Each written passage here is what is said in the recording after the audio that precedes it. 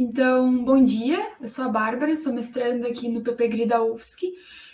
Gostaria de agradecer primeiramente a participação das professoras por terem aceitado o convite para a banca. Tenho certeza que vão ser contribuições muito boas, né, para contribuir com o projeto. Agradecer à professora Mônica pela orientação e também a todos os presentes. Então, meu projeto de dissertação ele é intitulado A Rede de Ativismo Transnacional de Agenda de Violência de Gênero no Trabalho, o caso da Convenção 190 da OIT. E aí eu vou começar falando um pouco sobre o que é a temática, justificando a minha escolha do tema, depois eu passo para o meu problema de pesquisa, os meus objetivos gerais e específicos, a metodologia, vou falar um pouco sobre as organizações que eu vou analisar, a minha pesquisa documental, as minhas fontes primárias, o cronograma, e aí, por fim, a estrutura dos capítulos, né, tentando materializar um pouco mais o que eu pretendo fazer na dissertação. Bom, então, apresentando o tema, eu começo pela Convenção 190 e a Recomendação 206 da Organização Internacional do Trabalho. Então, ela foi aprovada em 2019 e ela é a primeira norma internacional que vai servir para prevenir, remediar e eliminar a violência de gênero e o assédio no trabalho. Então, como os principais pontos da convenção, a gente trata com a definição de quem são esses trabalhadores, sejam eles formais, informais, do âmbito público, do âmbito privado. Se tem essa diferenciação de local de trabalho, ele vai ser ampliado para mundo do trabalho, para contemplar essas novas relações. E também o conceito de violência de gênero e de assédio ele vai ser expandido, principalmente considerando o assédio, que antes se tinha aquela percepção que para ser caracterizado assédio ele precisava ocorrer mais de uma vez, e aí agora a convenção vai trabalhar que ocorrendo uma única vez ele já pode ser caracterizado como assédio, e a convenção ela vai se dizer sensível ao gênero. Né? E o que isso significa? Que ela vai contemplar todas as pessoas, mas que ela vai entender que principalmente as mulheres e também as crianças acabam sendo mais vulneráveis nesse sentido. E aí o segundo eixo é a própria Organização Internacional do Trabalho, que é essa agência da ONU responsável por promover o trabalho decente e produtivo. E aqui o diferencial dessa organização dentro das agências da ONU é que ela é a única que ela tem um sistema tripartite. Então, esse processo decisório tem tanto os governos nacionais, quanto organizações de empregadores e de trabalhadores. Mas o meu foco principal nessa dissertação é trabalhar sobre as redes transnacionais de ativismo e como que elas se relacionam com a Organização Internacional do Trabalho e no processo de criação e definição dos conceitos da Convenção. Então, o que é uma rede transnacional de ativismo? Né? Ela basicamente vai contemplar diversos atores, como organizações não governamentais, movimentos sociais, meios de comunicação, sindicatos, setores de determinados governos ou organizações internacionais.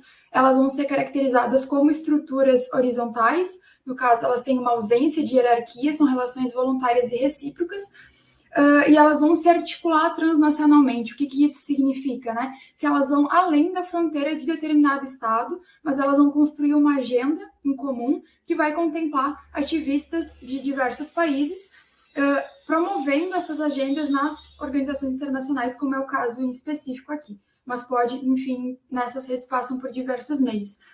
Então, eu busquei analisar as redes transnacionais de ativismo nesse aspecto, principalmente considerando que essas ativistas elas vão estar mais próximas da sociedade civil e que vão ser essas suas representantes das demandas dessas reivindicações locais no âmbito internacional. Então, esse é o foco, é entender como que essa rede transnacional de ativismo ela se forma historicamente e ela vai atuar dentro dessa agenda.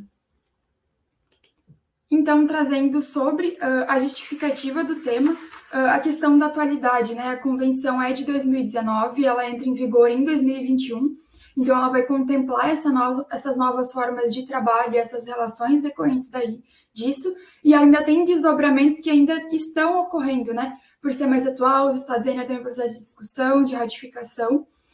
Outro fator muito importante aqui também são essas relações de poder de empregador e trabalhador e como que elas vão ser, principalmente dentro das hierarquias de gênero, elas vão salientar essas relações de poder quando a gente pensa no gênero. Então, quando a gente pensa também em trabalhos que são cada vez mais irregulares, mais precários, mais informais, essas reivindicações de direitos elas se tornam cada vez mais importantes. e também trabalhando com violências que elas são invisibilizadas no cotidiano e como que a gente faz essa agenda se transformar em transnacional, pensando que é uma violência que ocorre de uma forma generalizada globalmente. Aqui a gente consegue pensar também nessas novas formas de ativismo. Então, um impulsionador para a criação da convenção vai ser o movimento Me Too, em 2017, em que milhares de mulheres usam as redes sociais para, né, denunciar casos de assédio sofridos no trabalho. Então, essa vai ser uma movimentação muito grande. E a gente pensa nesse ativismo digital mesmo, que vai se dar esses novos formatos, então conseguir analisar isso também. Vai contemplar, né, os Objetivos de Desenvolvimento Sustentáveis da ONU, principalmente no Objetivo 5, sobre igualdade de gênero, e também sobre o Objetivo 8, do trabalho decente. Dentro das relações internacionais, não se tem análises específicas sobre o ativismo transnacional nessa agenda em específico, e também sobre a questão de contribuir para a interdisciplinaridade da área, principalmente pensando em questões de política doméstica. Então, quando ele vai contemplar de alguma maneira esses processos de ratificação, o posicionamento externo dos estados, quando a gente pensa nesse posicionamento nas organizações internacionais, no gênero, na política internacional, então como, né, que o gênero ele vai influenciar a política internacional, e também vai tocar de alguma maneira no direito internacional em relação a essas normas internacionais. E aí, com isso, eu chego no meu problema de pesquisa, que é, então, de que maneira a rede transnacional de ativismo na agenda de violência de gênero no trabalho ela vai contribuir para a criação da convenção dentro da OIT. E aí é que o meu principal argumento é que vai se ter uma formação de uma rede transnacional, que ela vai ser composta principalmente por organizações não governamentais e sindicatos, mas vai englobar outros setores governamentais, governamentais de alguns estados e também da OIT, e que elas vão se mobilizar, vão construir alianças para pressionar esse sistema tripartite tanto para a criação da convenção quanto para a definição do seu conteúdo depois. E aí, nisso, eu chego nos objetivos gerais, no objetivo geral, né, que é analisar a formação dessa rede transnacional de ativismo e a sua atuação na Organização Internacional do Trabalho para a criação da convenção, analisando principalmente as suas formas de articulação e pressão política, bem como o impacto dessas ações no conteúdo final da convenção. E aí, depois, com objetivos específicos, primeiro, né, seria investigar como é que se dá essa formação dessa rede transnacional, principalmente considerando o contexto internacional do período, os atores envolvidos e os fatores que vão influenciar o debate, e aí analisar as estratégias de pressão política exercidas individualmente por organizações que eu vou analisar e vou falar um pouco mais sobre elas depois, mas primeiro analisar elas individualmente e depois analisar essas estratégias de pressão política de uma maneira coletiva, como rede, dessas organizações, e também as suas articulações com outros atores envolvidos no processo. E aí o último objetivo é tentar entender quais foram as reivindicações coletivas como rede e quais delas foram atendidas ou não no documento final da convenção. E aí a minha metodologia, então, né, eu parto de uma investigação feminista, colocando principalmente essas ativistas, que são principalmente mulheres, como agentes nesse processo. Então, ela também é uma pesquisa qualitativa, de caráter exploratório, e também vai contemplar análise de conteúdo, principalmente buscando entender como é que se dá historicamente essa agenda de violência de gênero no trabalho, mas também no período específico da convenção. E aí depois eu vou falar ali, né, das fontes primárias, que eu vou analisar, e também das secundárias, da pesquisa bibliográfica, e como que elas vão se encaixar na análise de conteúdo, tentando entender como é que se deram essas estratégias de pressão política, e também quais foram as reivindicações que foram acatadas no final da convenção.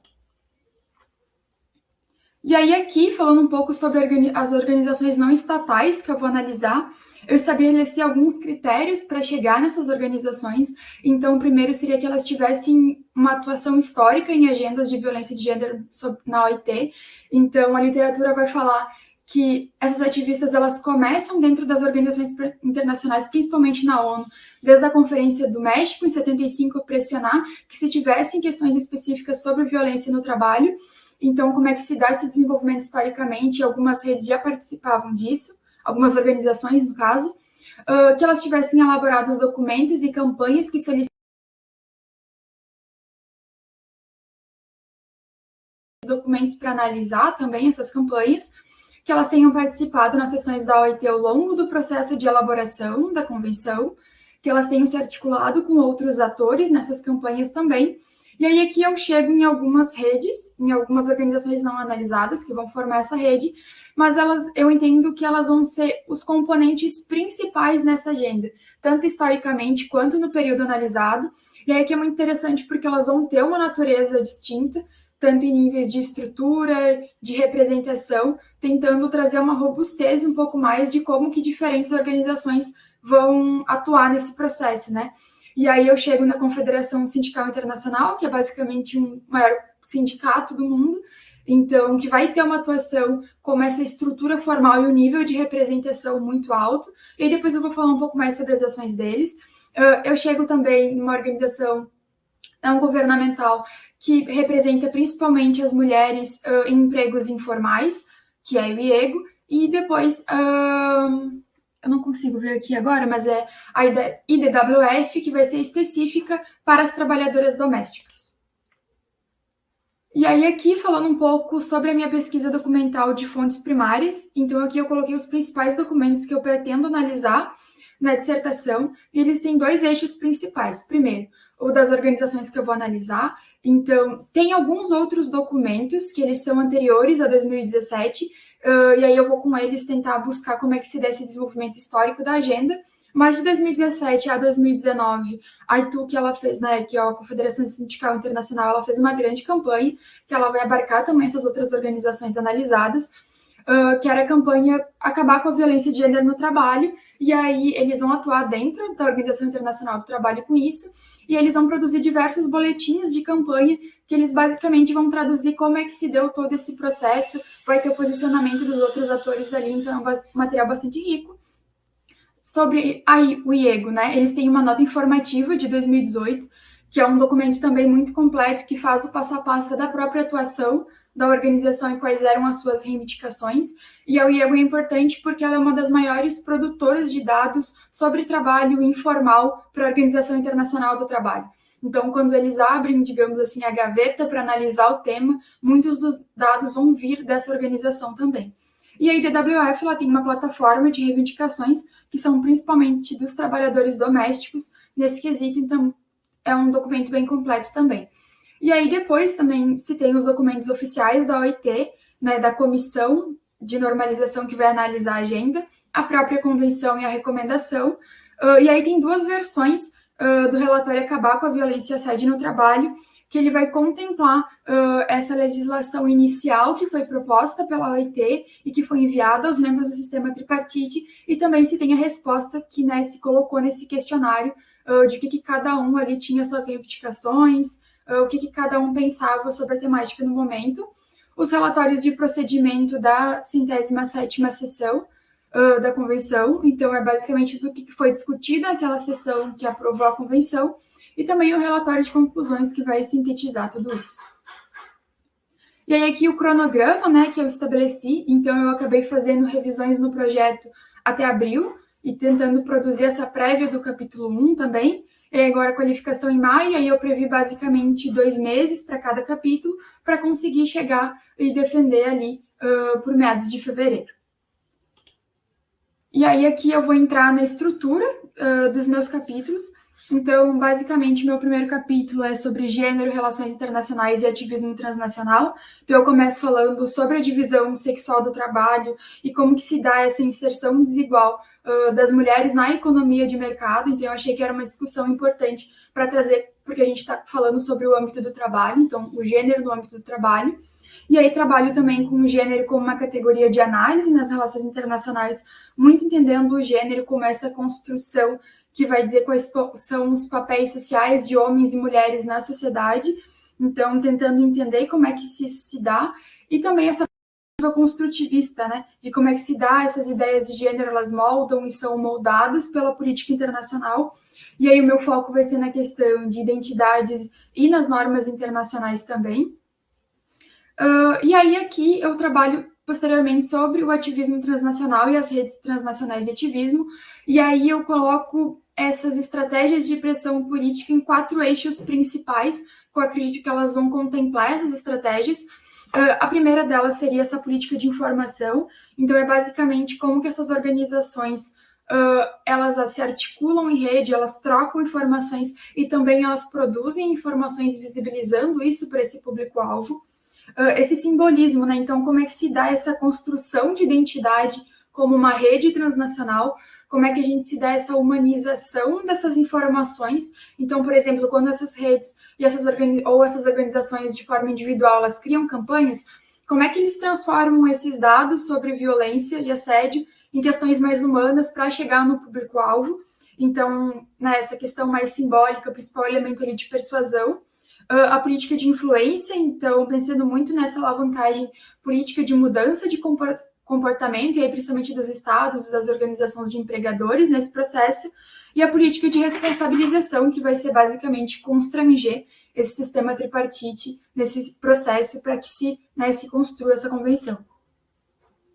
E aí, no meu capítulo 2, eu pretendo abordar as políticas de gênero na OIT, então, e o debate sobre violência e assédio, começando explicando o que é o sistema tripartite da OIT, como que ele funciona, quais são as políticas de gênero da OIT. Então, aqui é importante ressaltar que não é nessa convenção que a OIT começa a falar sobre gênero, mas já se tem um trabalho ao longo do tempo, se tem outras convenções que se trabalham sobre isso, então entender isso também.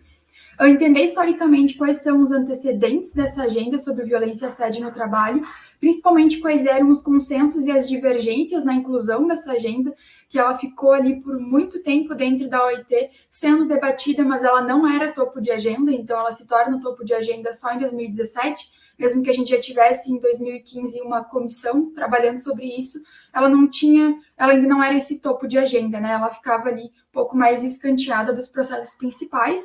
E aí também entender como é que se dá o ativismo transnacional e principalmente a questão dos trabalhadores na agenda e depois do papel dos governos e das empresas nesse processo.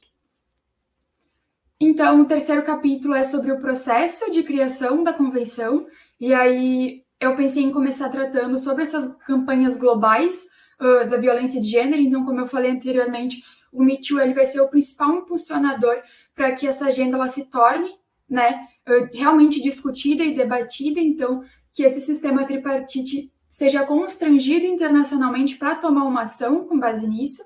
E aí depois eu parto para tentar entender como é que se dá a resposta da OIT frente a essas pressões globais. E aí na 106ª Conferência Internacional do Trabalho, que acontece todo ano, que é esse local de debate que se tem nessa conferência, se tem essa entrada efetiva sobre essa temática na agenda da OIT.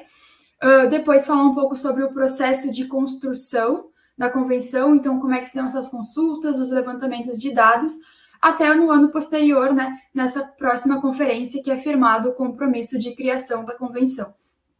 E aí depois tentar entender como é que se dá esse processo de negociação, quais foram as resistências, quais foram os conflitos, e depois sobre a aprovação, né, o que ela representa para o direito internacional nas normas internacionais, qual seria mais ou menos entender essa representação mesmo, e depois falar brevemente sobre esse lobby para ratificação, né? Então, para que essa norma internacional ela seja incorporada realmente para os governos nacionais. E aí aqui muito principalmente porque uma das campanhas que se tinha, principais campanhas que esses atores em rede eles formularam, era para a criação da convenção, e quando ela é aprovada, ela vai ser substituída, então, por essa hashtag ratifica a 190, e tem diversos materiais que circulam de forma online da própria Organização Internacional do Trabalho, junto com essas organizações não estatais, de fazer esse lobby mesmo para que os estados eles venham ratificar a convenção. E aí aqui o meu último capítulo, então, seria entender o papel da rede transnacional de ativismo na criação na convenção. Então, analisando individualmente cada uma dessas organizações que eu vou analisar para ver como que se deu essa atuação individual. E aí depois eu parto para tentar entender como que elas formaram essa rede transnacional de ativismo, como que elas se articularam com outros atores. Por quê? Porque elas não vão ser as únicas que vão estar participando como rede. Elas são as principais, mas ali a gente vai ter diversos outros atores trabalhando em conjunto, né? Então, entender esse ativismo na criação da agenda, essas estratégias de pressão política, e ali, como eu falei anteriormente, né, na construção dessas 4 políticas. Então, como é que se dá essa política simbólica? Então, como que se dá essa construção da representação, dessa identidade como rede, analisar também quais foram esses relatórios, os dados que foram produzidos, essa política de influência, então como é que se dá essa mobilização e alianças com outros atores, e também depois o constrangimento de governos e empresas nesse processo também. E aí, por fim, tentar entender se as expectativas elas foram realmente cumpridas, né? Então, ali fazer essa diferenciação entre quais eram as reivindicações da rede e o que realmente foi colocado nesse documento final. Então, aqui os pontos principais que eu já consegui analisar, né? Ter essa dimensão. Que os principais debates eles ocorriam principalmente sobre definição de violência e assédio, o que significa, o que é o mundo do trabalho, também quem são esses trabalhadores, que é algo que a convenção vai contemplar, mas depois a gente pode ver que não na sua totalidade, como vinham essas reivindicações. E aí também outro fator muito importante que essas redes buscaram trabalhar, e aí que eu pretendo analisar nas suas especificidades, é como é que se dá esses mecanismos de implementação e monitoramento para que a gente não tenha só essa norma internacional, mas que ela seja realmente implementada e ela tenha um efeito no cotidiano da vida dessas pessoas, né? Então, eu acredito que era isso.